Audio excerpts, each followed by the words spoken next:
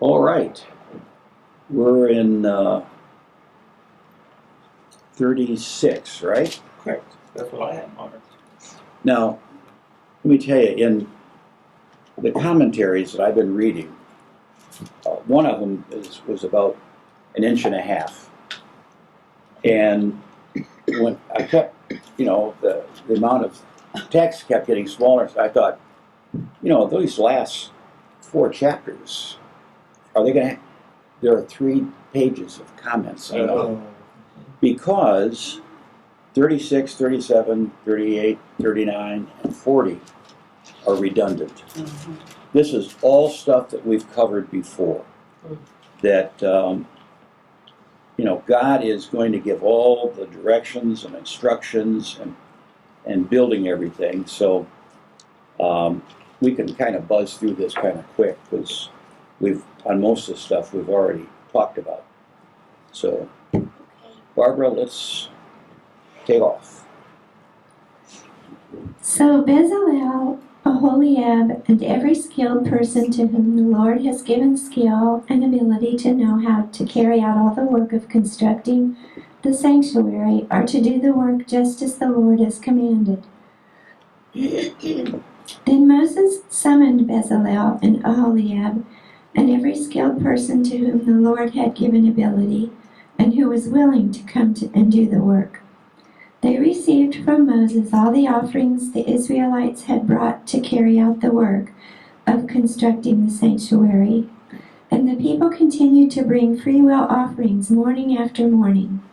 So all the skilled craftsmen who were doing all the work on the sanctuary left their work and said to Moses, "The people are bringing more than enough for doing the work the Lord commanded to be done." Then Moses gave an order, and they sent this word throughout the camp: "No man or woman is to make anything else as an offering for the sanctuary." And so the people were restrained from bringing more because what they already had was more than enough to do all the work. All the skilled men among the workmen made the tabernacle with 10 curtains of finely twisted linen and blue, purple, and scarlet yarn, with cherubim worked into them by a skilled craftsman. All the curtains were the same size, 28 cubits long and 4 cubits wide. They joined 5 of the curtains together and did the same with the other 5. Then they made loops of blue material along the edge of the end curtain in one set, and the same was done with the end curtain in the other set. They also made 50 loops on one curtain and 50 loops on the end curtain of the other set, with the loops opposite each other. Then they made 50 gold clasps and used them to fasten the 2 sets of curtains together, so that the tabernacle was a unit. They made curtains of goat hair for the tent over the tabernacle, 11 altogether. All 11 curtains were the same size, 30 cubits long and 4 cubits wide. They joined 5 of the curtains into one set, and the other 6 into another set. Then they made 50 loops along the edge of the end curtain in one set, and also along the edge of the end curtain in the other set. They made 50 bronze clasps to fasten the tent together as a unit. Then they made for the tent a covering of ram skins dyed red, and over that a covering of hides of sea cows. They made upright frames of acacia wood for the tabernacle. Each frame was 10 cubits long and a cubit and a half wide, with 2 projections set parallel to each other. They made all the frames of the tabernacle in this way. They made 20 frames for the south side of the tabernacle and made 40 silver bases to go under them, 2 bases for each frame, 1 under each projection. For the other side, the north side of the tabernacle, they made 20 frames and 40 silver bases, 2 under each frame. They made 6 frames for the far end, that is, the west end of the tabernacle, and 2 frames were made for the corners of the tabernacle at the end. At these 2 corners, the frames were double from the bottom all the way to the top and fitted into a single ring. Both were made alike. So there were 8 frames and 16 silver bases, 2 under each frame. They also made crossbars of acacia wood, 5 for the frames on one side of the tabernacle, 5 for those on the other side, and 5 for the frames on the west at the far end of the tabernacle. They made the center crossbar so that it extended from end to end at the middle of the frames. They overlaid the frames with gold and made gold rings to hold the crossbars. They also overlaid the crossbars with gold. They made the curtain of blue, purple, and scarlet yarn and finely twisted linen, with cherubim worked into it by a skilled craftsman. They made 4 posts of acacia wood for it and overlaid them with gold. They made gold hooks for them and cast their 4 silver bases. For the entrance to the tent, they made a curtain of blue, purple, and scarlet yarn and finely twisted linen, the work of an embroiderer.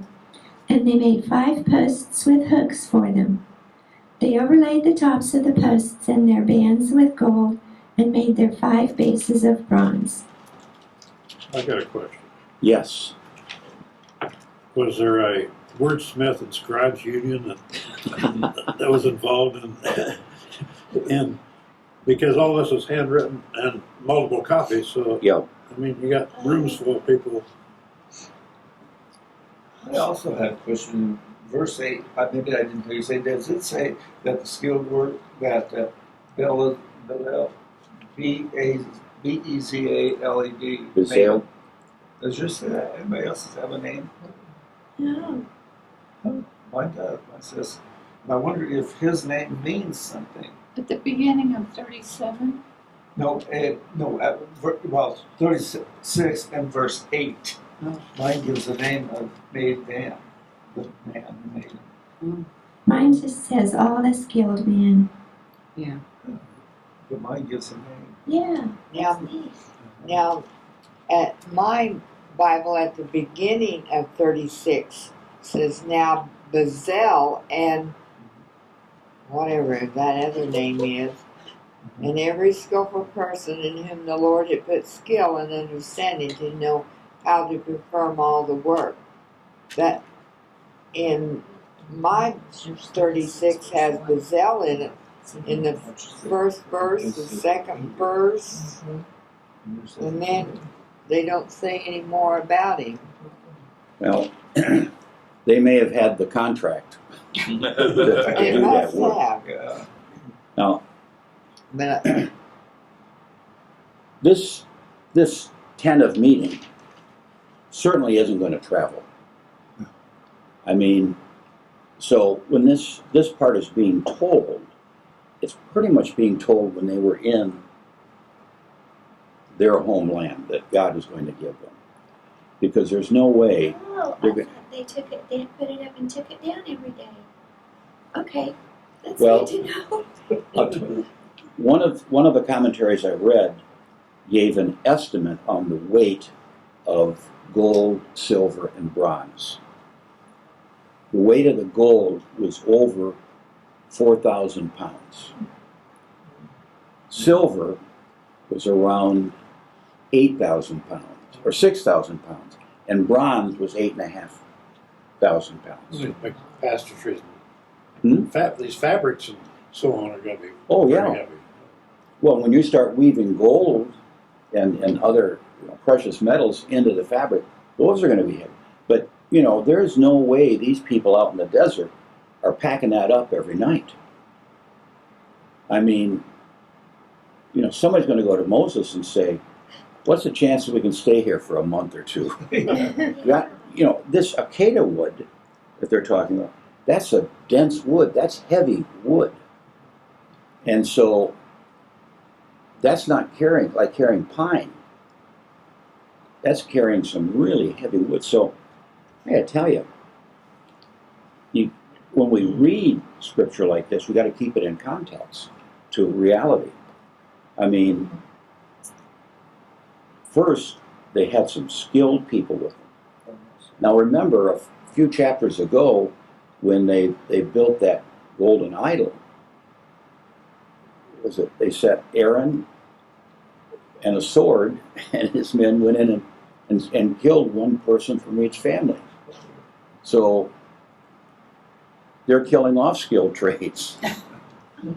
So, here, I mean, this is, Theoretically, in Egypt, their skill was making mud bricks. yeah. Yeah. You know, I mean, obviously a lot of time, I don't know if the 40 years is set in concrete as a time frame. If they really wander around, because they had visitors who come, I mean, you kind of wonder about it. We also wonder, when they built the golden calf, they used all the gold that they had. Well, they would still have that gold, but do you think they had 4,000 pounds of Like gold? they melted down the calf. I mean, the neighbors, that's a lot of gold. I mean, and gold is heavy. I don't know. My idea was God cares for them, help them, and maybe after they got this home done, it was so heavy they couldn't do it. But He was preparing the next group of people to have a place to worship.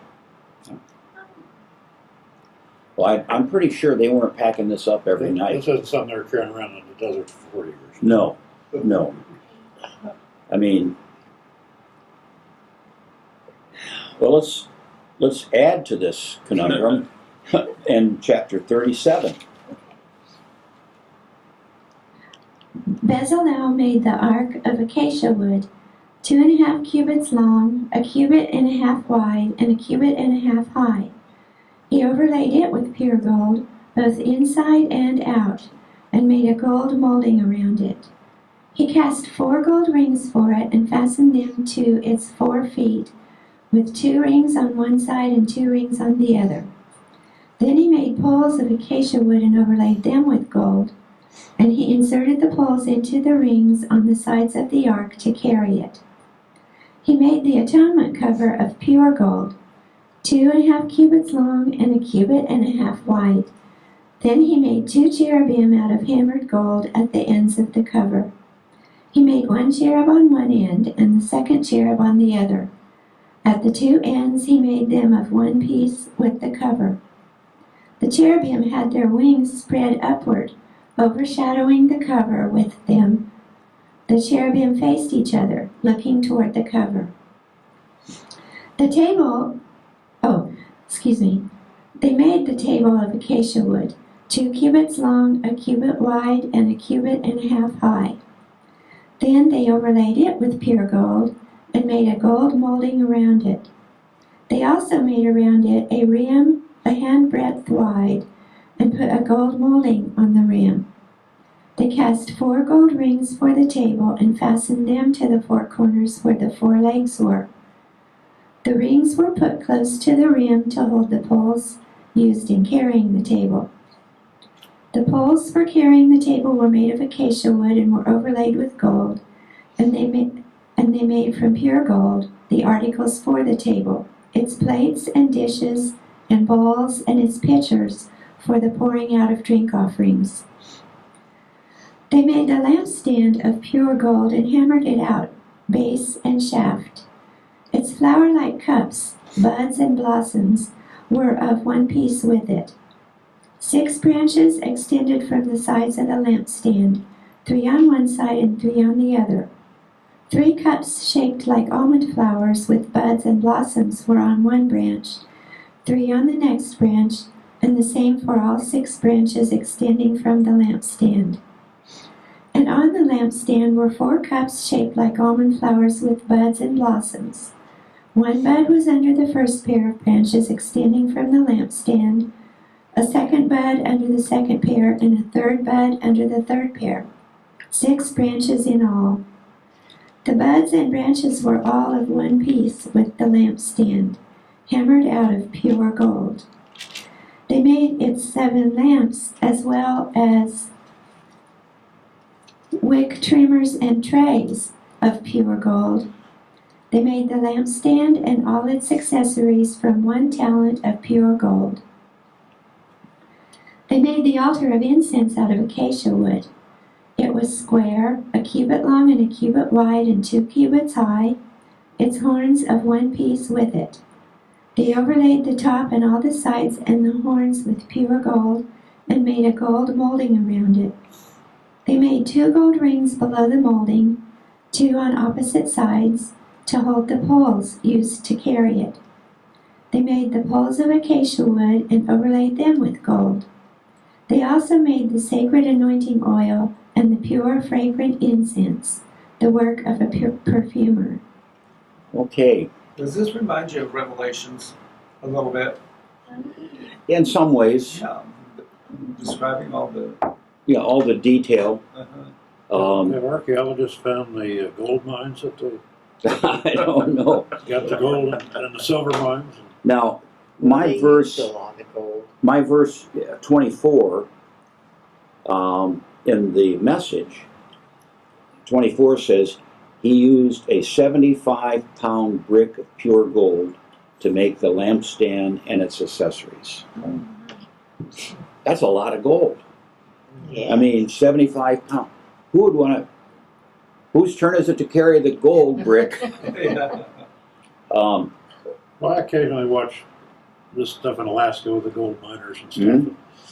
You know, that getting the gold is a significant task. yes. And when they're panning for gold, there was some place, I just watched something about that. They were mining for gold, and they were scooping up runoff on the water, and then they keep shaking the tray and add more water, and they end up with these little tiny gold fragments. That's where they're just testing the area that they're going to mine to Yeah, see if and there's anything there. they get I mean, it looked like salt. Mm-hmm. I mean, and the guy said, yeah, this is about $1,000 worth of gold. Oh, So, I mean, that's why gold is very expensive. But these guys run this elaborate machinery for all week, and then they have Yeah. their payout thing, and they're weighing out like 55 ounces. Yeah. You know, for a week's work with all this elaborate machinery. And Yeah, So gold mining is. yeah. I'm just saying. I know they got the gold to do what they did, but they're Is that Alaska gold mining show still on? there's several of them. I know we used to watch it. They got in some pretty good arguments too. Oh yeah. But here in this in chapter 37, there's a lot of detail Yeah. in to what's being made, and we don't hear God as the architect. I mean, who's telling them to do all this? Back in 30 or 35, it said Moses told the Israelites, "See, God has selected Bezalel, son of Uri, son of Ur, of the tribe of Judah. He has filled him with the Spirit of God, with skill, ability, and know-how for making all sorts of things, to design and work in gold, silver, and bronze, to carve stones and to set them, to carve wood, working in every kind of skilled craft. And he also made him a teacher. He and Hobab, whatever, son of some other guy of the tribe of Dan, he's gifted him with the know-how needed for carving, designing, weaving, and embroidering in blue, purple, and scarlet fabrics, and in fine linen. They can make anything and design anything." So, God has given them that skill. I mean, National Cathedral in Washington, D.C. is an Episcopal cathedral. Mm-hmm. And they had been working on that for years. And they realized they had a problem because the stonecutters who were carving all these ornate, what do you call them, the gargles that would go on the top of the stonecutters were getting old. So they opened up a program for apprenticeship, and they brought people in and paid them to learn how to become a stonecutter. So, I mean, and they finally finished the cathedral, but it's taken forever because it's not an easy job. And they had an earthquake and had to repair a bunch of it. Yes. So, here we have all these things being made, and you think, wow, the table, the lampstand, the altar of incense. I mean, that's a lot of work. I mean, you're talking 40 years in the desert just to create some of this stuff. So, Whoever put the Bible together, why did they think this was all necessary? Well, like I say, the union for the scribes and Yeah. the typesetters and the wordsmiths. Yeah. well, we know this was a late ad. I mean, a real late ad. And some of the commentators have said it's probably there because all this stuff is salted throughout the previous chapters. Somebody said, let's get all the blueprints and we'll put them in one spot. Because there really only are 3 things that are covered in this, and they're minor things that aren't covered previously. So there's really, in this context, there's no new information. So, What are the 3 things, or have we not come to it yet? I forgot what they are. I read them, and I'm an old man. If I think of them tonight at 3 o'clock, I'll give you a call. Okay. I'll say, Art, pass your wife the phone. Put your phone on mute tonight. Yeah. Okay. But I will look those up and I'll email you. But they're not significant because what we're talking about in here is the real deal. To me, it just means that I feel like God really cares about detail and beauty, and it's important. Yeah. For some reason, that's what I'm feeling. Well, and see, that's what happened when they built cathedrals in the Middle Ages. Yeah. They built impressive things. Those columns that go up. The whole idea is for your eye to move towards the heavens.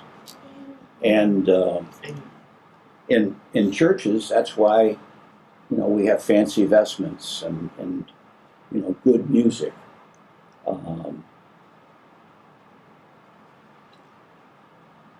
I'm not sure how happy that makes God, but it makes a lot of people in the pews. Just happy. Yeah, It lifts your spirits. yeah. So, I mean, why do you think so many people watch when the Queen was buried, or when one of the grandsons gets married? I mean, they set records for the number of viewerships. I don't think people really care about the funeral as much as the pomp and circumstance. Yeah, the dignity and the Yes. See, order. I think really no one beats the Lutherans for music. Their music is really good. But nobody beats the Episcopalians or Anglicans for ceremony. I mean, when you watch those things, I mean, it's impressive. Even when you watch the new Pope being installed, that's just kind of, but boy, those vestments that we wear and the way we process and all that, I mean, that's the real deal. Nobody can beat us on that. We were leaving here from a funeral one day, and the lady behind us said, "Boy, they really know how to do it, don't they?" Yeah, that really, that's one of the things that I do miss, from the Lutheran Church, that I don't think the liturgy is as uplifting as it is here. Well, the communion liturgy is 3 words. I mean, three lines. Yeah, and so I talked with Pastor Lisa about that and kind of helping her develop a little bit more liturgy. She's awfully good, but the Lutherans are just kind of sing a great song. And they used to be greater. Yes. Like the brown hymnal and the green hymnal, you could not beat that. No. No, and even in within the liturgy, when we sing some of those things, I mean, they're set to music that was written by Bach and Beethoven, Brahms. I mean, you can't beat the classics. All right, we got 3 chapters to go, so We're gonna get them all in 15 minutes, or? yeah, I bet we are. What were you on? Read fast. Okay. Where are we now? 38. They built the altar of burnt offering of acacia wood 3 cubits high. It was square, 5 cubits long and 5 cubits wide. They made a horn at each of the 4 corners so that the horns and the altar were of one piece, and they overlaid the altar with bronze. They made all its utensils of bronze, its pots, shovels, sprinkling bowls, meat forks, and fire pans. They made a grating for the altar of a bronze network to be under its ledge halfway up the altar. They cast bronze rings to hold the poles for the 4 corners of the bronze grating. They made the poles of acacia wood and overlaid them with bronze. They inserted the poles into the rings so they would be on the sides of the altar for carrying it. They made it hollow out of boards. They made the bronze basin and its bronze stand from the mirrors of the women who served at the entrance to the tent of meeting. Next, they made the courtyard. The south side was 100 cubits long and had curtains of finely twisted linen with 20 posts and 20 bronze bases, and with silver hooks and bands on the posts. The north side was also 100 cubits long and had 20 posts and 20 bronze bases with silver hooks and bands on the posts. The west end was 50 cubits wide and had curtains, with 10 posts and 10 bases with silver hooks and bands on the posts. The east end toward the sunrise was also 50 cubits wide.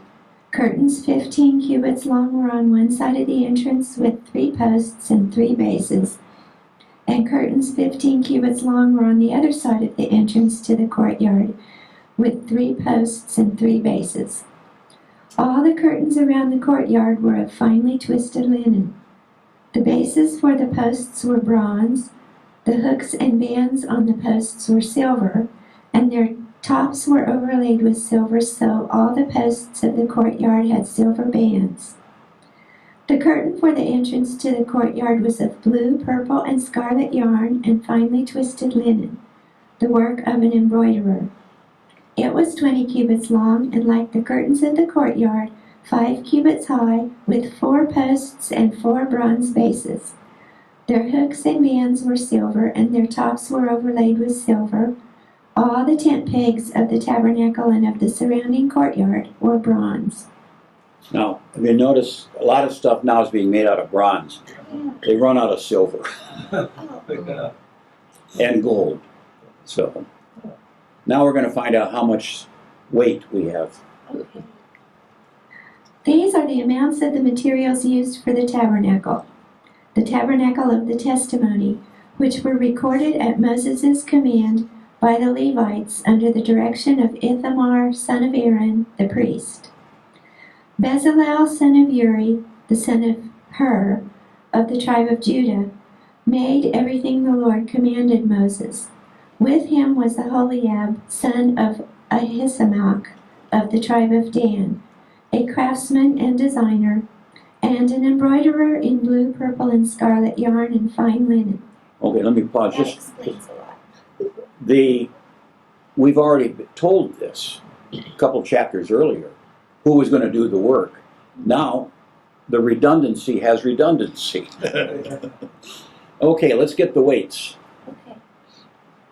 The total amount of the gold from the wave offering used for all the work on the sanctuary was 29 talents and 730 shekels, according to the sanctuary shekel. The silver obtained from those of the community who were counted in the census was 100 talents and 1,775 shekels, according to the sanctuary shekel. 1 beka per person, that is, half a shekel, according to the sanctuary shekel, from everyone who had crossed over to those counted, 20 years old or more, a total of 603,550 men. The 100 talents of silver were used to cast the bases of the sanctuary and for the curtain. 100 bases from the 100 talents, 1 talent for each base. They used the 1,775 shekels to make the hooks for the posts, to overlay the tops of the posts, and to make their bands. The bronze from the wave offering was 70 talents and 2,400 shekels. They used it to make the bases for the entrance to the tent of meeting, the bronze altar with its bronze grating and all its utensils, the bases for the surrounding courtyard, and those for its entrance, and all the tent pegs for the tabernacle, and those for the surrounding courtyard. Okay. The message, Translate the shekels into pounds. the message does that. It says that in gold, it weighed out at 1,900 pounds. I was a little high with it. And the silver was 6,437 pounds. And the bronze was 4,522 pounds. So one of the commentaries I read had the bronze weighing more than the silver, but the silver weight doesn't make any difference. It's a lot. Yes. And bronze is what? It's a alloy of lead and Copper. copper. And the doors were made out of bronze. You know how heavy that had to be? I mean, And they're toting us around in the desert. yeah. And this is all the valuables that they brought out of Egypt, right? Well, I think they got a mine somewhere. that's what they were saying. I mean, they got the silver by taxing people. In Egypt? Or Well, no, it said Out here in the desert. These people- they got 6,437 pounds according to the sanctuary standard. That amounts to a beka, or half shekel, for every registered person aged 20 and over. Oh, I see. A total of 603,000 men. They use the 3 1/4 tons of silver to cast the bases. So it was like a tax. Yeah, Okay. yeah. But But still, the gold and silver had to come from, and lead, Yeah. bronze, copper had to come from somewhere. It's in their Christmas stocking. This is before Christmas, right? I wonder if they got their name donated by, have different categories. Oh, sure. Like the bronze pot. Yeah. I'd like my name on that one. Well, they have they have really loved by God, liked by God, Yeah. Tolerated by God. tolerated by God. Levels. Yeah. All right, let's go. 39. Boy, we're closing in. From the blue, purple, and scarlet yarn, they made woven garments for ministering in the sanctuary. They also made sacred garments for Aaron, as the Lord commanded Moses. They made the ephod of gold and of blue, purple, and scarlet yarn, and of finely twisted linen. They hammered out thin sheets of gold and cut strands to be worked into the blue, purple, and scarlet yarn and fine linen, the work of a skilled craftsman. They made shoulder pieces for the ephod, which were attached to 2 of its corners so it could be fastened. Its skillfully woven waistband was like it, of one piece with the ephod, and made with gold, and with blue, purple, and scarlet yarn, and with finely twisted linen, as the Lord commanded Moses. Okay, I'm going to pause there for just a minute. You all know what an ephod is? No. It's like an apron. It just around the waist. It's kind of like half of what Native Americans wore I forgot what they call those. But anyway, it's just the front half, and it ties around the waist. And it's just part of what the priest would wear. And I guess conservative rabbis still have an ephod that they put on. So I just wanted, because I had to look it up. I mean, We don't have ephods. Did they carry the looms around too to make all these headers? I don't know. Oh, yeah. I mean, you just, this is a very massive undertaking. And like you say, it's a later entry, so they actually did this after they were settled in the Promised Land. Yeah. Sure. How to make the gold, like they just made a sheet and cut gold threads. My goodness. Okay. They mounted the onyx stones in gold filigree settings and engraved them like a seal with the names of the sons of Israel. Then they fastened them on the shoulder pieces of the ephod as memorial stones for the sons of Israel, as the Lord commanded Moses. They fashioned the breastpiece, the work of a skilled craftsman. They made it like the ephod, of gold and of blue, purple, and scarlet yarn and of finely twisted linen. It was square, a span long and a span wide, and folded double. Then they mounted 4 rows of precious stones on it. In the first row there was a ruby, a topaz, and a beryl. In the second row, a turquoise, a sapphire, and an emerald. In the third row, a jacinth, an agate, and an amethyst. In the fourth row, a chrysolite, an onyx, and a jasper. They were mounted in gold filigree settings. There were 12 stones, one for each of the names of the sons of Israel, each engraved like a seal with the name of one of the 12 tribes. For the breastpiece, they made braided chains of pure gold like a rope.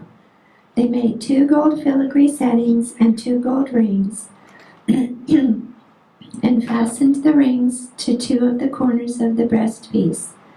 They fastened the 2 gold chains to the rings at the corners of the breastpiece, and the other ends of the chains to the 2 settings, attaching them to the shoulder pieces of the ephod at the front.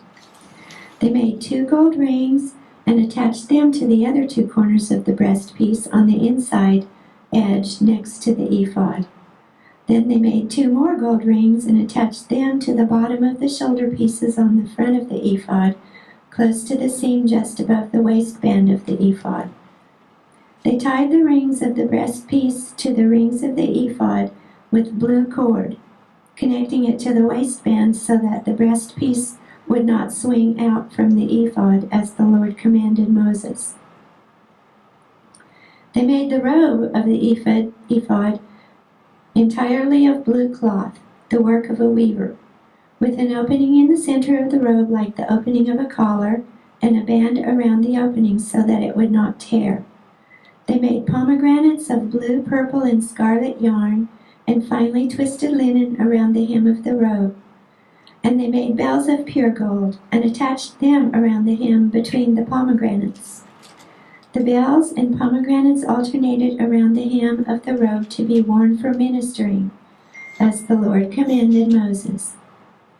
For Aaron and his sons they made tunics of fine linen, the work of a weaver, and the turban of fine linen, the linen headbands, and the undergarments of finely twisted linen. The sash was of finely twisted linen, and blue, purple, and scarlet yarn, the work of an embroiderer, as the Lord commanded Moses.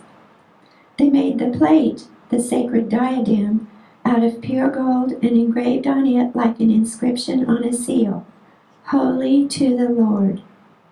Then they fastened a blue cord to it to attach it to the turban, as the Lord commanded Moses. So, all the work on the tabernacle, the tent of meeting, was completed. The Israelites did everything just as the Lord commanded Moses. Then they brought the tabernacle to Moses, the tent and all its furnishings, its clasps, frames, crossbars, posts, and bases, the covering of ram skins dyed red, the covering of hides of sea cows, and the shielding curtain, the ark of the testimony with its poles and the atonement cover, the table with all its articles and the bread of the presence, the pure gold lampstand with its row of lamps and all its accessories, and the oil for the light, the gold altar, the anointing oil, the fragrant incense, and the curtain for the entrance to the tent, the bronze altar with its bronze grating, its poles, and all its utensils, the basin with its stand, the curtains of the courtyard with its posts and bases, and the curtain for the entrance to the courtyard, the ropes and tent pegs for the courtyard, all the furnishings for the tabernacle, the tent of meeting, and the woven garments worn for ministering in the sanctuary, both the sacred garments for Aaron the priest, and the garments for his sons when serving as priests. The Israelites had done all the work just as the Lord commanded Moses. Moses inspected the work and saw that they had done it just as the Lord had commanded. So Moses blessed them. Okay. Just point out one thing here. If you don't mind, we'll go over a little bit because we don't want to come back for one chapter. The 38, verse 38. 38. Well, it mentions the bread of the presence. Oh, yeah. 36. Is that 36? Yes, the table with its pure gold length. And atonement cover, the table with its articles, and the bread of the presence. So it's kind of like reserved sacrament. So bread was important to them. You know that from the beginning because they had the leaven and the unleavened. So bread was important. All right, let's go right into 40. Then the Lord said to Moses, "Set up the tabernacle, the tent of meeting, on the first day of the month. Place the ark of the testimony in it and shield the ark with the curtain. Bring in the table and set out what belongs on it. Then bring the lampstand and set up its lamps. Place the gold altar of incense in front of the ark of the testimony and put the curtain at the entrance to the tabernacle. Place the altar of burnt offering in front of the entrance to the tabernacle, the tent of meeting. Place the basin between the tent of meeting and the altar and put water in it. Set up the courtyard around it and put the curtain at the entrance to the courtyard. Take the anointing oil and anoint the tabernacle and everything in it. Consecrate it and all its furnishings, and it will be holy. Then anoint the altar of burnt offering and all its utensils. Consecrate the altar, and it will be most holy. Anoint the basin and its stand, and consecrate them. Bring Aaron and his sons to the entrance of the tent of meeting, and wash them with water. Then dress Aaron in the sacred garments, anoint him and consecrate him so he may serve me as priest. Bring his sons and dress them in tunics. Anoint them just as you anointed their fathers, so they may serve me as priests. Their anointing will be to a priesthood that will continue for all generations to come. Moses did everything just as the Lord commanded him. So the tabernacle was set up on the first day of the month in the second year. When Moses set up the tabernacle, he put the bases in place, erected the frames, inserted the crossbars, and set up the posts. Then he spread the tent over the tabernacle and put the covering over the tent, as the Lord commanded him.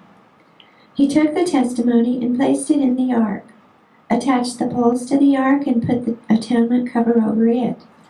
Then he brought the ark into the tabernacle and hung the shielding curtain, and shielded the ark of the testimony as the Lord commanded him. Moses placed the table in the tent of the meeting on the north side of the tabernacle, outside the curtain, and set out the bread on it before the Lord as the Lord commanded him. He placed the lampstand in the tent of meeting opposite the table on the south side of the tabernacle, and set up the lamps before the Lord as the Lord commanded him. Moses placed the gold altar in the tent of meeting in front of the curtain, and burned fragrant incense on it, as the Lord commanded him. Then he put up the curtain at the entrance to the tabernacle. He set the altar of burnt offering near the entrance to the tabernacle, the tent of meeting, and offered on it burnt offerings and grain offerings, as the Lord commanded him. He placed the basin between the tent of meeting and the altar, and put water in it for washing. And Moses and Aaron and his sons used it to wash their hands and feet. They washed whenever they entered the tent of meeting or approached the altar, as the Lord commanded Moses. Then Moses set up the courtyard around the tabernacle and altar, and put up the curtain at the entrance to the courtyard. And so Moses finished the work. Then the cloud covered the tent of meeting, and the glory of the Lord filled the tabernacle. Moses could not enter the tent of meeting because the cloud had settled upon it, and the glory of the Lord filled the tabernacle. In all the travels of the Israelites, whenever the cloud lifted from above the tabernacle, they would set out. But if the cloud did not lift, they did not set out until the day it lifted. So the cloud of the Lord was over the tabernacle by day, and fire was in the cloud by night, in the sight of all the house of Israel during all their travels. Okay. Maybe it was on a flatbed. Yeah, put it on a flatbed and you can move it. Several flatbeds. Yeah. Yeah, like when they have one of the wings of those windmills. Yeah. I mean, it's an interesting end because we now have gone back to when God covered the mountain. Yeah. People couldn't go. First story, 70 people went up along with Moses and Aaron and I think Aaron's son. But the next time the cloud came down, it was just Moses that went up. And that when it talks about the fire at night, that harkens back to the beginning of Exodus, when Moses first encountered God in the burning bush. Now we have God dwelling at the tabernacle, and I would imagine most of those people are praying, please don't lift the cloud, because I'm not sure we want to tear this all down and move on. So,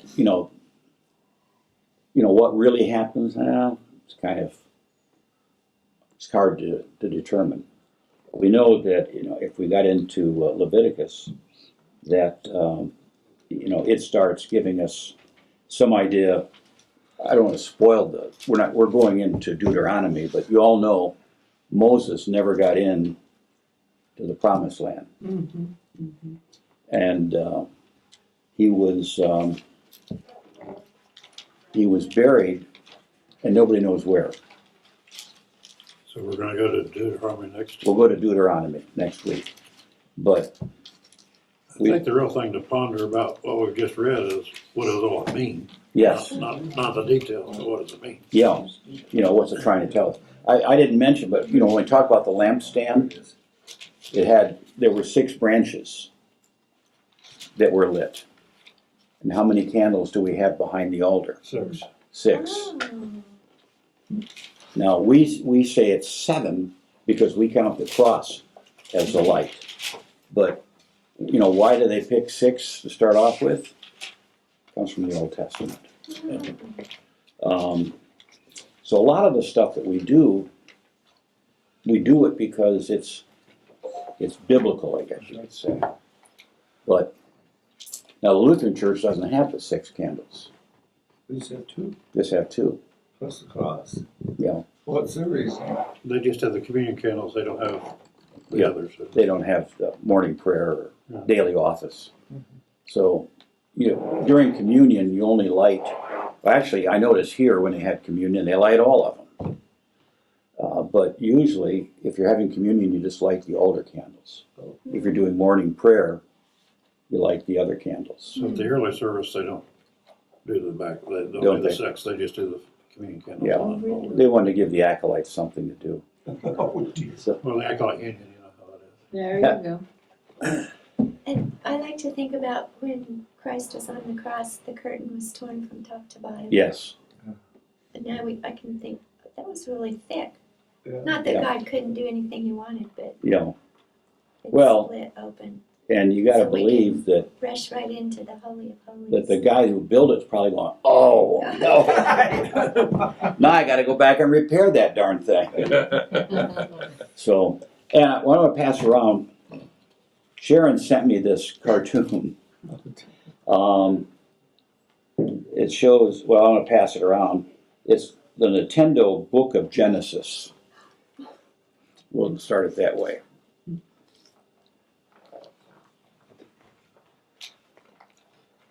And Deuteronomy is, we're gonna rehash some of this Okay. again. Oh, So obviously, they had a photocopy machine. Absolutely. The typesetters union, Yes. yeah. All right, we'll pick up with Deuteronomy next week. And where did they get the dolphin skins or sea cow skins? huh? They're out in the desert. They were left over from the flood. Oh, yeah. Or